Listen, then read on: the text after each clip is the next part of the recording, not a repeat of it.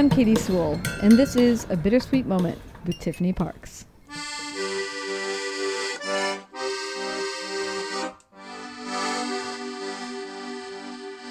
Hello and welcome to The Bittersweet Life. I'm Tiffany Parks, and this is your midweek Bittersweet Moment. Today, I had the pleasure of doing a tour of Rome for a very interesting group of people. It was a Caravaggio tour. If you have been listening to this podcast very long, you know that I am a diehard Caravaggio enthusiast, obsessive, what have you. I adore him. I adore everything about him. And this obsession has brought me not only to write a book about Caravaggio, which is not released yet, but I do Caravaggio tours of Rome as well. And I take people not only to see some of his most important works in the churches around the city, but also in the steps of Caravaggio, down the streets that he would have walked, seeing the places he lived and worked and got into trouble. So I took a group of Americans on this tour today, and like I said, it was a very unusual group. And what I want to talk to you today about is not the tour, but actually the group of people. They were former students. They are not students anymore. They all studied in Rome. They did a year abroad in Rome through Loyola University, which has a campus in Rome. Some of them were attending Loyola back in the States. Others were attending different schools that sort of went through that umbrella program of Loyola. So most of them didn't know each other when they began their study abroad program. But what makes it special, what makes this group of people special from your average group of study abroad students, is that they studied abroad in Rome between 1970 and 1971. So it was their 50th anniversary of their year abroad. It was actually 51 years since they had to postpone their trip by 1 year due to COVID. It was a very large group of people, and it was just a small handful of them that came on my tour, about 10 of them. But as I chatted with them before the tour about what it was like, what Rome was like in 1970, what it was like to study abroad at that time, they just sort of started chatting about some of their experiences. And I said, wait. Let me get out my microphone. And in true Katie Sewell style, because of course this is her MO, I talked to them about it. And I have captured some of that, and I'm going to share it with you right now. Mickey, what can you tell me about your time living in Rome back in 1971 as a student? I would say it was a year that transformed the rest of my life. It was a magical time. We left the States in 1970 when so much was changing for our generation, politically, in music. The Kent State massacre had happened the spring before we left, the draft for the Vietnam War, protests on campuses, and we came to this most amazingly beautiful city where we all fell in love with the city, with our friends, with eventually my husband. Yes, tell me, you fell in love with your husband, who's here with you now, yes, on your year abroad in Rome. Where did you go out on dates in Rome? Where did you go? Our first date, which we recreated this week. Oh my God. We wandered away from a group of friends where we were having dinner, and we ended up on the very top step of Santa Maria. I'm not going to pronounce this right. Araceli. We spent the entire night talking to each other. We fell asleep, and a little monk awakened us at 6 o'clock in the morning ringing the church bells. That was our first date. Oh my God, that's so romantic. I love it. And how long after your year abroad did you marry? We finished our senior years in college, and the following March we married. That is such a great story. Good luck. Mickey will talk all day. Okay. Wait, what were you saying about your flight to Rome? You're not going to talk about it. So no, you're not going to. I won't mention. There were 300 students. 2 charter flights, one from Chicago, one from JFK. Alitalia. We got up in the air. Pretty much once we were up in the air, the flight attendant announced that you were free to roam around the cabin, whatever they called it, and there would be 2 open bars at either end of the plane. We partied. There 150 people who you didn't know when you got on the plane. We were friends. We partied all night, open bar. We didn't even know where our seat was when we had to land in Rome. We just sat in a seat, and that was our start. I have a feeling they don't do it like that anymore. No.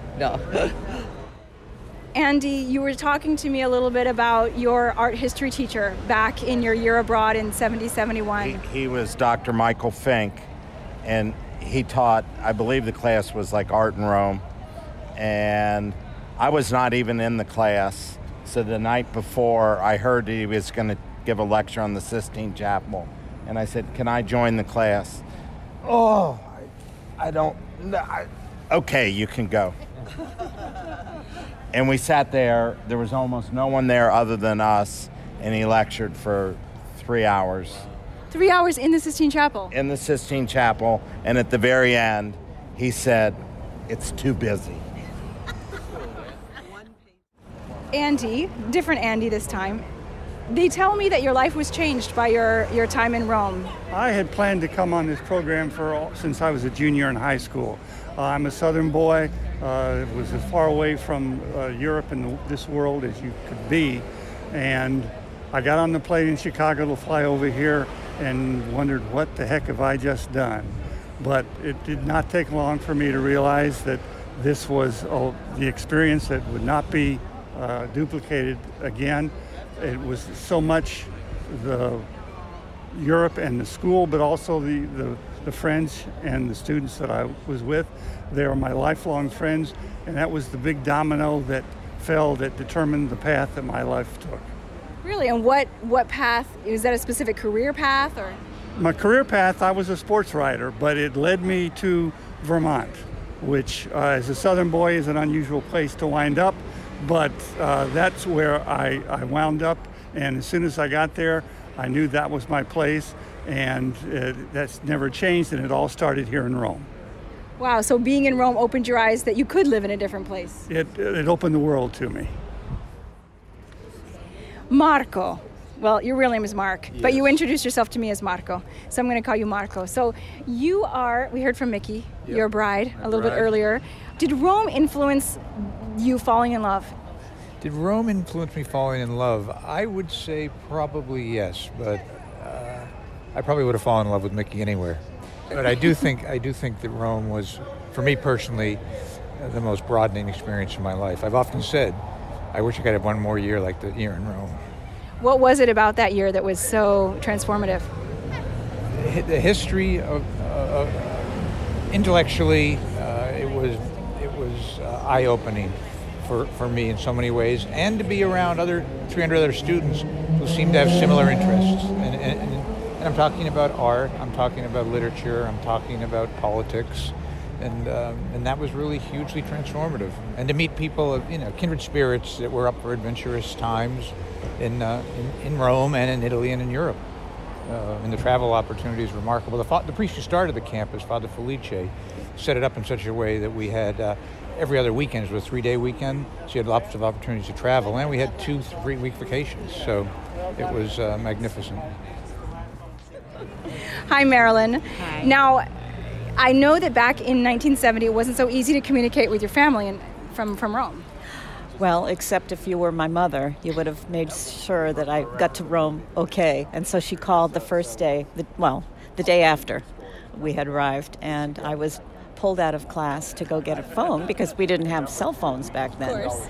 And so that was pretty funny. I was made the brunt of many jokes. That I was the only one. I think it would be so normal today that your mom would call you on the first day, Oh, I but back know. then... Should be tracking you. Isn't there a track app? I think there is. Yeah, Did so- you talk to your mom often during your time? No, I think that was the only time. And I didn't go home for the whole year. I didn't go home, once. Some people went home at Christmas time, but I didn't. But, the reason I went to Rome was in 8th grade, I had an English teacher who said to me, you love to travel, because I had done a little bit of traveling. She said, you should spend your junior year in college abroad.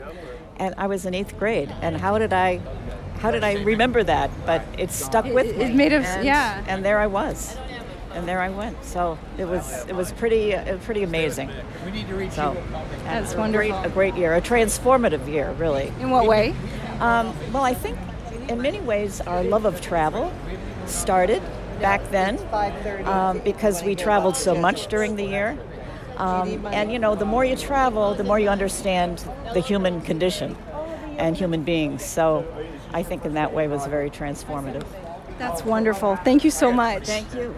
I'm standing here with Jack, who is, can I say it? Sure. You say it. I'm a Knight of Malta. He's a Knight of Malta. And did you know Caravaggio was a Knight of Malta? No, not until you said that, and now I sort of doubt the organization.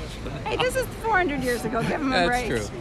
I want to know from you what it was like to be reunited with so many students. Maybe a lot of them you hadn't seen since Rome in 1970. Well, there's a lot of us. It was a large class. It was like over 300. So there's people you knew very well, and then there's only people you knew by sight. And there's a lot of people here that I never really got acquainted with. So it's really, and there's certain people that that are here that I knew well, but that we're knowing more about, especially ever since, you know, the 50 years in between. So it's been a wonderful experience. You know, it's unbelievable since we had a memorial service for our deceased classmates on Monday, to realize how many have gone, and then to realize that we're lucky enough to be back.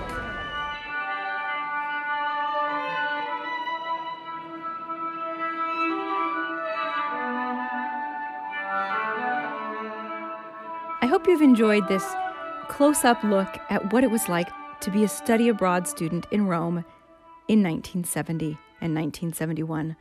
What really struck me about what almost all of them said was that studying in Rome for that year, 50 years ago, was a transformative experience. You hear young people say that.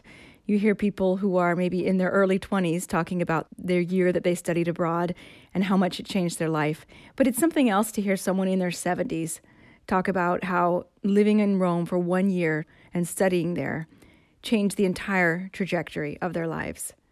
So if you're a young person yourself and you're thinking about studying abroad, I don't think I can convince you any more than they can. So I'll just leave it there. Thanks so much for listening. Join us again.